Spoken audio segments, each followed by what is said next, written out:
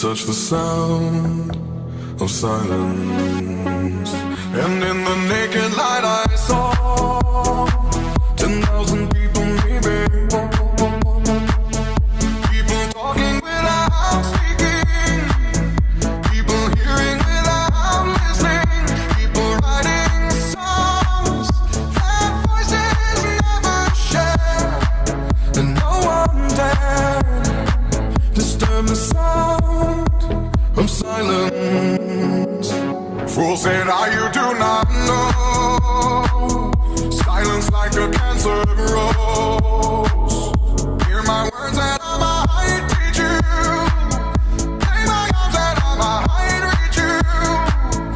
But my words, like silent raindrops, fell and echoed in the wells of silence.